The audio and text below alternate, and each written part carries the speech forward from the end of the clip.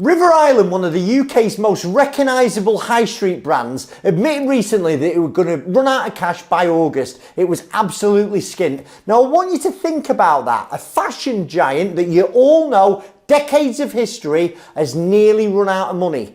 And if River Island can be brought to its knees, what does that mean for other small businesses in the UK? And exactly what happened to force them into this? Now, I know a lot of directors are thinking, well, if River Island can't survive, what chances does little old me have? But this video isn't about scare tactics or pulling River Island down. It's about understanding why big businesses fail and what lessons you can take for your own company. Because behind every headlines are practical steps every director should know.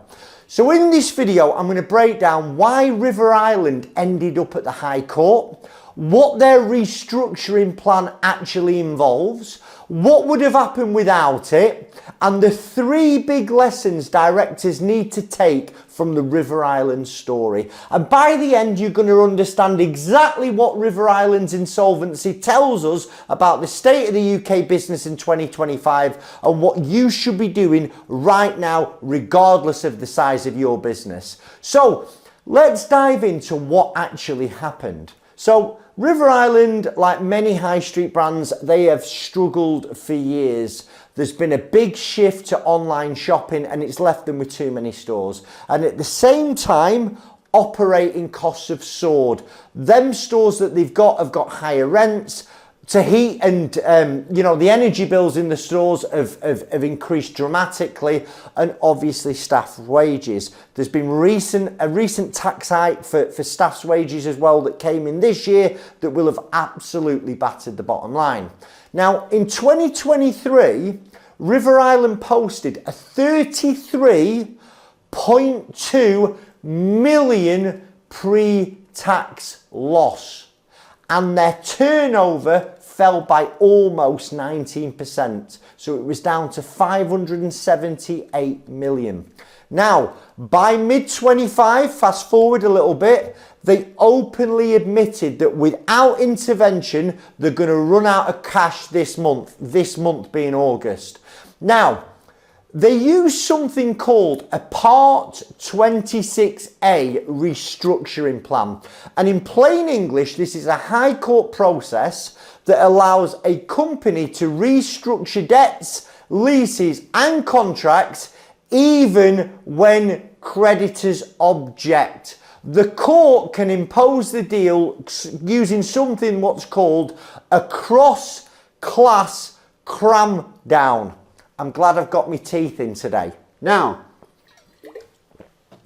for River Island, what the plan meant, they were going to get rid of 33 stores and they were going to cut rents at another 71 locations. They're also going to be able to restructure all the finances and the leaseholds that they've got in the business.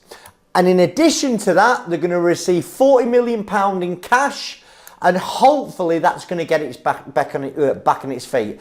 It's effectively, and you've got to think about this, this plan forces their landlords to accept lower rents so the business can keep trading. And the reason why they need to accept the plan is because the alternative, without it, you're dead clear. River Island would have collapsed into administration or liquidation, and that would have meant thousands of job losses. It would have left landlords with empty units. It would have left creditors of River Island chasing the scraps that were left, and there would be another high street brand disappearing. So the court sanctioned the restructuring plan because the alternative was worse for everyone. But think about it. They've all been forced to accept lower rents. Some of them have been forced to actually take the leases back altogether. I mean, what these plans mean in practice, the landlords are being told, accept lower rents or face vacancies, okay? And the landlords were hopping mad, quite understandably. Many actually fought this in court. But under this Part 26A, the judge can actually impose it and say, I don't care what you're saying, this is my decision. And that is a real big shift in power. Large businesses now can restructure against landlord objections. So, the 33 store closures mean redundancy. Staff in other stores obviously are uncertain about what the future holds as these rent talks unfold. Now the reality is, even with restructuring, jobs are going to be lost. So directors watching this need to understand, saving a company doesn't always mean saving everyone, and that is a real bitter pill to swallow, but that's the reality in UK business today. Now, if you're a creditor, I mean, suppliers and creditors, they're going to take a hit too. Some aren't going to be paid in full. And again, the court have took the decision, well, what's the alternative?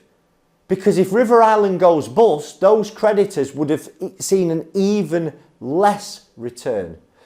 And like the bigger picture, I mean, this isn't just about River Island. It's the high street model. It's been broken for years and years. Customers are online. Like me, I'll go into a town, but I'm doing it for a bit of a day out. If I just want something quickly, I know my size, I'll go online and I'll buy it. Now the costs to be on the high street are up. I mean, it's insane, isn't it? Rents are high, wages are higher. The cost to heat the buildings that they're in are higher. Business rate, margins are wafer thin. Now River Island, it just simply couldn't survive in its old structure. Now the court stepped in. This Part 26A restructuring plan, it was introduced to give companies a fighting chance when creditors can't agree. It's mega controversial, like especially for landlords, but it's becoming more common in retail and hospitality. So for directors, it shows there are powerful legal tools out there, but they require action before collapse. Now, if a household name like River Island admits it's away, literally weeks away from running out of cash, that is a massive red flag for every director. So don't just assume that brand loyalty, customer size, or your history is going to protect you, because it's the cash flow is king, and that doesn't matter what size you are. So in all this, there are some lessons. And this is what I think you can learn from River Island nearly collapsing. And for me, lesson number one is you've got to face up to problems early, okay? Listen, that's a life lesson, isn't it? You know, we've got to understand the problem as soon as we can. Now, River Island knew cash was running out. They didn't wait till the account was frozen. Sorry, they didn't wait till the account was empty. They didn't wait till they'd been wound up and the bank was frozen. They took action early. Now, too many directors that I see today, they ignore the warning signs until HMRC winds them up, or creditors are getting CCJs against them. Creditors are sending bailiffs out to seize goods, and that's when they make the call. If you see the writing on the wall, or you think you see the writing on the wall, that is the time to take advice, because the earlier you take advice, the more options that you've got available. Like I think we probably get about 600 inquiries a month. We don't do 600 insolvencies. So a lot of our advice is, listen, do this, do that, do the other. We might bring an IP onto one of the calls to give them some comfort. But the earlier you act, the more options that you've got available. Now, lesson number two is not to ignore leases and contracts, because the biggest burden for River Island was rent. They had too many stores, they were paying too much in locations that no longer worked.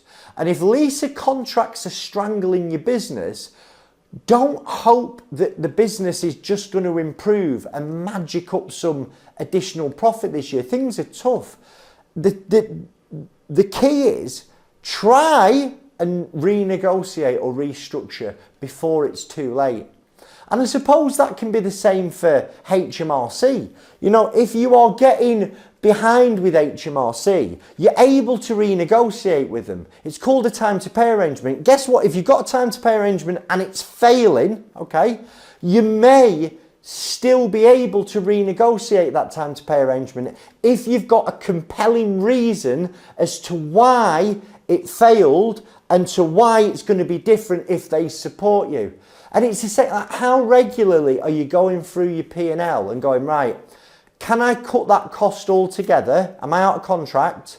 Or can I go back and renegotiate with that supplier? Or can I go and get a new deal? You know, someone said to me, said like, listen, if you are just this might be a bit controversial, but if your team around you, you know, who provide services to you, if you're just using them year on year on year, some people will say they're loyal, but you've got to sense check that, because sometimes familiarity breeds contempt. And you might not want to get rid of your loyal team around you, your loyal suppliers. But I tell you what, every now and again, it's well worth sense checking their pricing. Lesson 3 for me is understanding what options. Now, this Part 26A restructuring plan, listen, it's not for everyone. It's extremely costly. It's complex, right? But smaller businesses have other tools. You've got things like CVAs, and a CVA is like you're restructuring your debts. If your business has suffering from short-term cash flow, but it can get through the woods if the creditors support it over a longer period of time. A CVA is where you pay your debts generally over 5 years, and in some cases you actually pay less than what the debt is. It involves drafting a proposal to your creditors. You need an insolvency practitioner to oversee it. But again, in a CVA, the reason why a CVA can work in a lot of times is, what is the alternative to your creditors accepting the CVA? 75% of your creditors by vote need to accept a CVA. But what's the alternative? Well, the alternative in many cases is they get very little or nothing at all. Then you've got administration. Administration can be seen as a rescue process as well. You go into admin, there's a wall of protection around the business when you're in administration, and nobody can take legal action against you. So, I've got one on at the moment. Like, creditors are circling. This company is having a winding up petition any day. And what the decision has been made is it's going to file a notice to appoint today. It will be in administration. And then the insolvency practitioner's job will be to try and sell the assets of that business to either an interested party, or probably in this case it will be to the directors of the business that's in administration. They're going to look to buy it out of administration. And if that's not an option, liquidation, like voluntary liquidation, that is where it's the end of the road for your business. You want to put a full stop on it, and you want to wind the company down orderly, and you want to be responsible as a director, because as soon as you're insolvent, you can't pay your debts when they fall due, your liabilities are more than your assets, your responsibilities change, and you're no longer going to work to try and generate money for shareholders. You're there so you cannot make creditors' positions worse. And if you think that your business is past the point of no return, liquidation might be the end. And in a liquidation, the unsecured debts get written off in the liquidation. You in most cases are showing that you're acting responsibly, because you don't want to get wound up compulsory via a winding up petition, because that shows that you've not acted responsibly, because you've become insolvent, you've not done anything about it, potentially made the creditors' positions worse, and one of your creditors has had to wind you up. The consequences of a compulsory liquidation are always more severe than doing a voluntary liquidation. And even in a voluntary liquidation, you can still buy some assets out of the business and start again. You've just got to do it in the right manner. Listen, if anything that I've said to you today is pretty conscious, just put your details in our assessment at the top of the description. We'll get one of our team to call you. The principle's the same, guys.